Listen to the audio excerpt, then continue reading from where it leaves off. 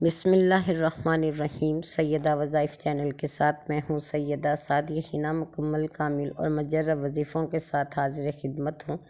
ہر انسان پر کبھی بھی راستہ بند نہیں ہوتا اگر وہ یہ بات یاد رکھ لے کہ اس کی رحمت امید کے دروازے کھولتی ہے۔ اگر انتظار ترک نہ کیا جائے تو انتظار کی گھڑیاں ختم۔ آج کی رات وہ رات ہے جب اللہ تعالیٰ بہترین تدبیر کے ساتھ اپنی مخلوق کا نصیب لکھے گا اور اسے وہ تمام نعمتیں عطا کرے گا جو اس کی من پسند ہوں گی۔ بعض لوگ اس قدر طاقتور دعاؤں کے ساتھ اللہ کی طرف رجوع کریں گے اور کئیوں کے وظائف اس قدر شاندار ہوں گے کہ اللہ تعالیٰ محض اپنی رحمت کے ساتھ ان کی ہر بات کو مان جائے گا، ان کی دعا کو قبول فرما لے گا، ان کی بخشش کرے گا۔ وہ رب جو چھوٹی سی نیکی کی بہت قدر کرنے والا ہے اور گناہوں کی کثرت کو معاف کرنے والا ہے، وہ آپ کے گناہ بھی معاف کرے گا اور آپ کی نیکیاں بھی قبول کرے گا اور آپ کے نصیب میں وہ تمام نعمتیں بھی لکھے گا جس کی آپ کو ضرورت ہے، جس کے لیے آپ اللہ کی بارگاہ میں سوال کے لیے حاضر ہیں۔ تو انشاءاللہ تعالیٰ اللہ تعالیٰ آپ کا نصیب بھی بہترین کرے گا۔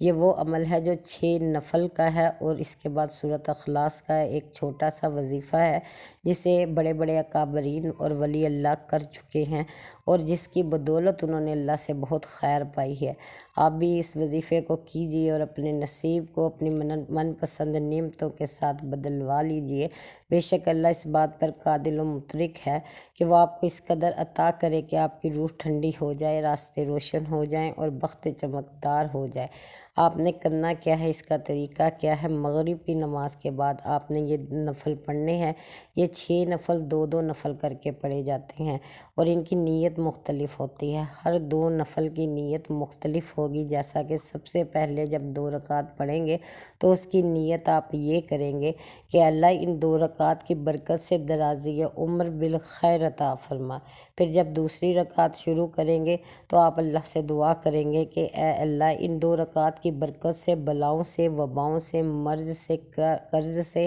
قلت سے، ذلت سے میری حفاظت فرما۔ پھر آپ جب آخری 2 نفل پڑھیں گے تو آپ اللہ سے یہ دعا کریں گے کہ اے اللہ دنیا میں کسی کا محتاج نہ کر اور کسی کے دروازے پر اپنی کسی ضرورت کے لیے جانا نہ پڑے۔ اس قدر رزق اور خیر عطا فرما کہ بادشاہی میں وقت گزرے، زندگی بہترین ہو، شاندار ہو۔ پھر آپ نے اس کے بعد ایک بار سورۃ یاسین پڑھنی ہے، ہر 2 نفل کے بعد ایک بار سورۃ یاسین پڑھنی ہے اور 21 بار آپ نے سورہ اخلاص پڑھنی ہے۔ پھر آپ نے اس کے بعد دعائے نصف شعبان بھی پڑھنی ہے، یعنی جب 6 نفل پورے ہو جائیں، ہر 2 نفل کے بعد آپ 21 بار سورۃ اخلاص اور ایک بار سورۃ یاسین پڑھ لیں تو آپ نے 6 نوافل کے بعد دعائے نصف شعبان بھی پڑھنی ہے، جس کا ترجمہ یہ ہے کہ اے اللہ میں پناہ طلب کرتی ہوں آپ کے عفو و کرم کے صدقے آپ کی سزا سے، اور میں پناہ طلب کرتی ہوں آپ کی رضا کے صدقے آپ کی ناراضگی سے، اور میں پناہ طلب کرتی ہوں آپ کے صدقے آپ کی پکڑ سے۔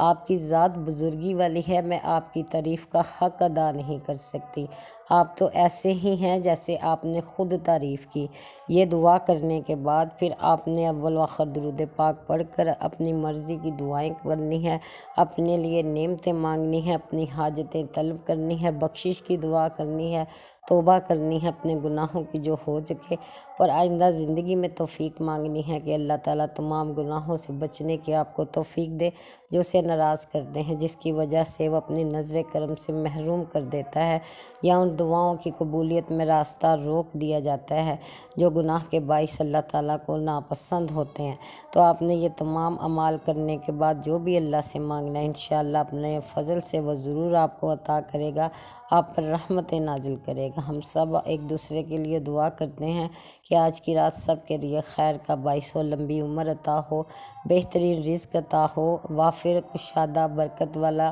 رزق عطا کرے رب، اور دولت عطا فرمائے سب کو، جس چیز کی ضرورت ہے اپنی رحمت سے نواز دے، آمین۔